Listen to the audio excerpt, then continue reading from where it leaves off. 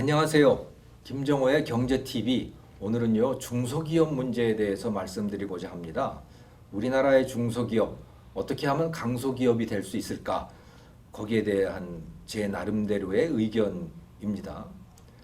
제가 작년 10월 달에 스위스의 중소기업 연합회를 방문한 적이 있었어요.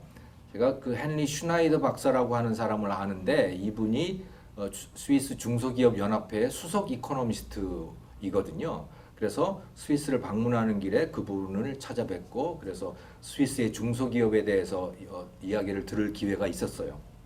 그런데 제가 깜짝 놀란 게 있었습니다. 저는 스위스에는 강소기업들이 많잖아요. 그러니까 중소기업, 중견기업들 중에 전 세계를 상대로 해가지고 비즈니스를 하는 그런 강소기업들 말이죠.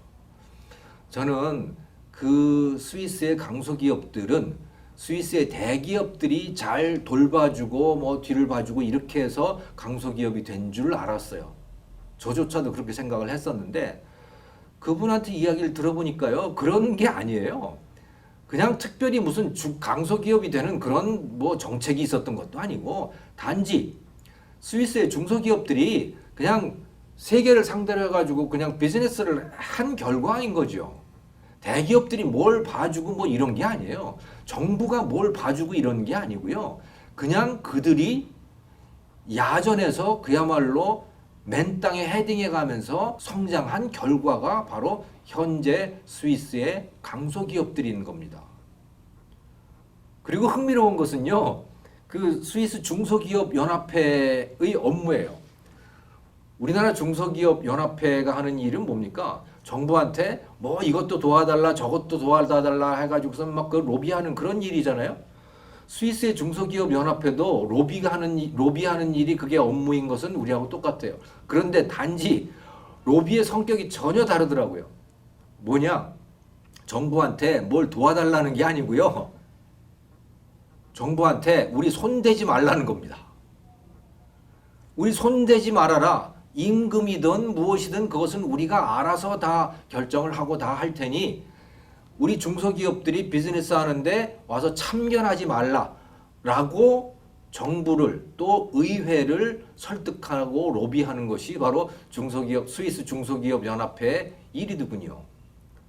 정말 우리나라하고는 달라요. 우리나라는 중소기업이라면 당연히 대기업이 도와줘야 되고 정부가 도와줘야 되고 뭐 그런 거 아니겠어요? 그래서 야, 진짜 이게 다르구나. 그리고 강소기업이 되려면 어쩌면 그렇게 험하게 야전에서 굴러야 되는 건가 보다. 그런 생각을 제가 확고하게 가지게 됐습니다. 한국의 중소기업은 굉장히 의존적이에요. 모든 중소기업이 다 그런 것은 아니지만 많은 중소기업들이 대기업에 의존적이고요. 또 정부에 의존적이에요. 뭐 그렇게 될 만한 사연이 있었습니다. 그런 연유가 있었던 것이죠. 왜 대기업에 의존적이 됐느냐? 역사가 그렇기 때문입니다.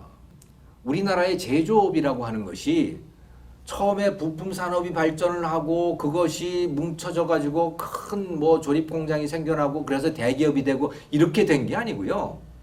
우리나라는 대기업이 먼저 생겼어요.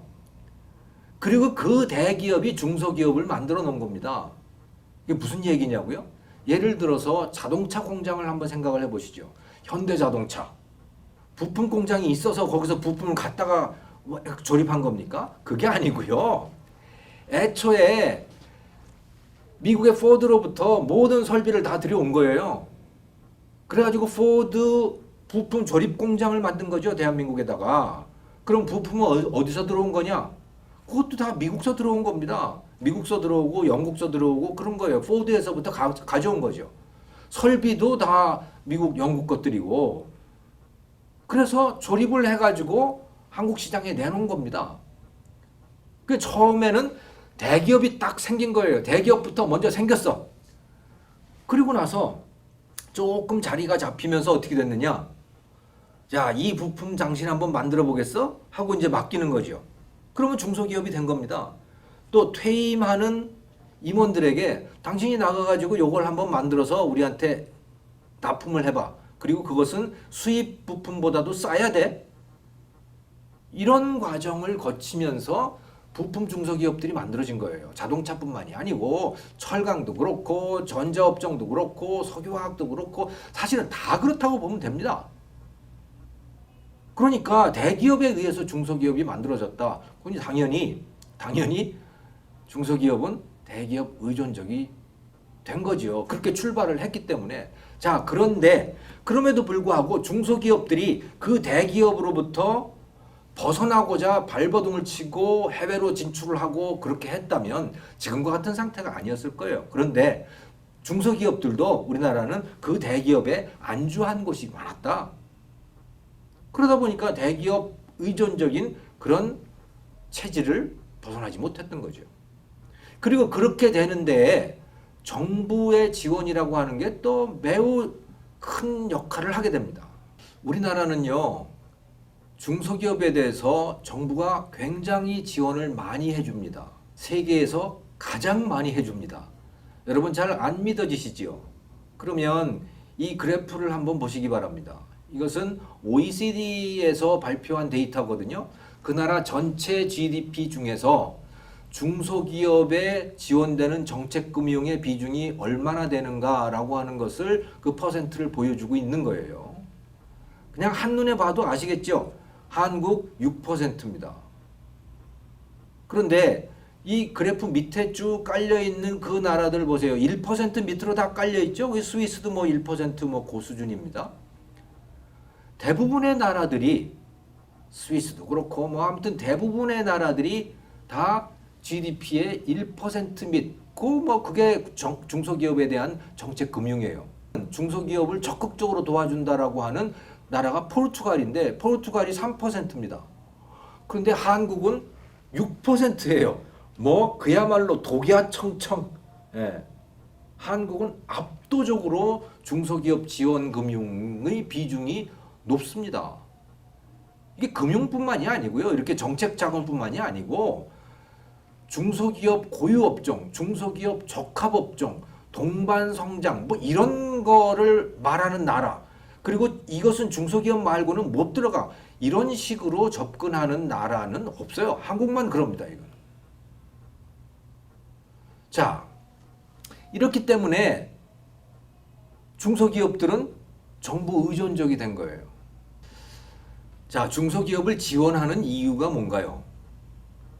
중소기업이 그 지원금을 받아서 또는 보호를 받아서 보호받는 기간 동안에 부지런히 경쟁력을 높여가지고 그래서 중견기업으로도 되고 또 대기업도 되고 이렇게 해달라고 지원을 하는 거 아니겠어요? 너는 보호해 줄 테니까 평생 동안 중소기업으로 그냥 있어라. 내가 먹여 살려줄게. 이래서 지원하는 게 아니잖아요. 그런데 결과는 뭐냐? 결과는 평생 중소기업으로 머물러 있게 만들더라라고 하는 겁니다. 이 그래프를 한번 보시기 바랍니다. 이 그래프에 이것은 한국경제연구원의 이병기 박사라고 하는 분이 2000년부터 2012년까지 12년 동안의 데이터를 쭉 추적을 했어요. 기업들의 데이터를 추적을 해가지고 거기에서 기업이 중소기업에서 대기업, 중견기업으로 성장할 확률은 얼마나 되느냐, 또는 중견기업, 대기업이었던 기업들이 추락할 확률은 얼마나 되는 거냐라고 하는 것을 쭉 추적을 해본 겁니다. 그래서 여기 성장 확률, 퇴보 확률 이렇게 돼 있잖아요. 성장 확률 한번 보세요.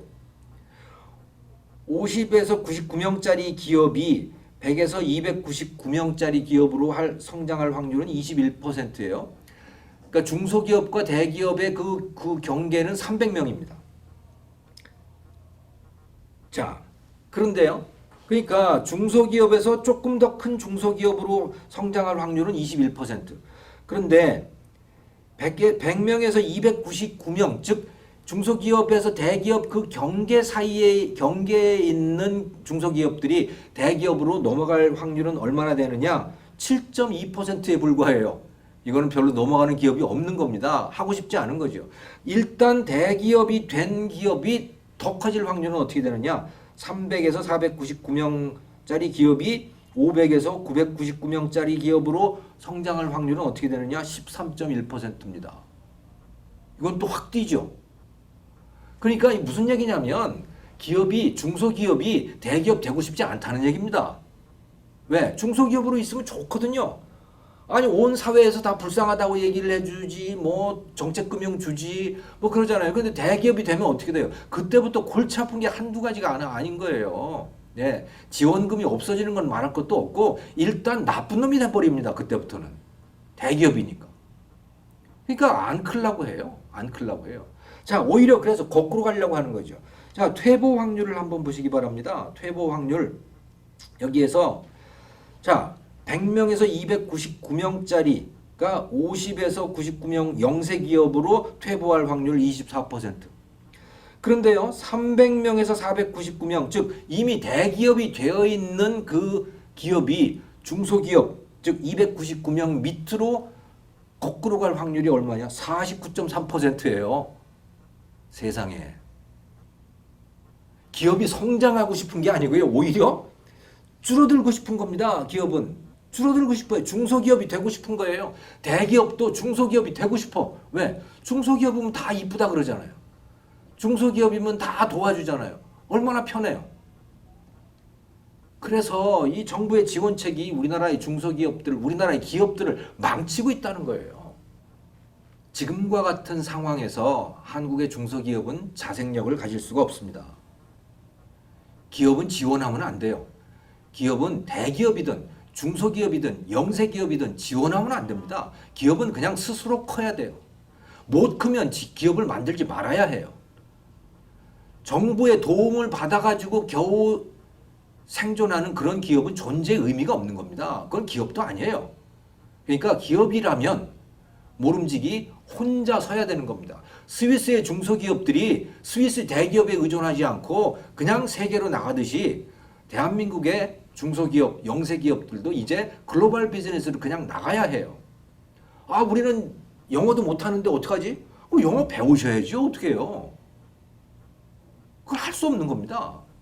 그래서 허허벌판에 서야 된다. 이제 대한민국의 중소기업도 대기업 탓하지 말고 정부한테 손 벌리지 말고 허허벌판에 설 때 그때 비로소 대한민국의 중소기업들도 강소기업으로 거듭날 수 있다라고 말씀드리고 싶습니다.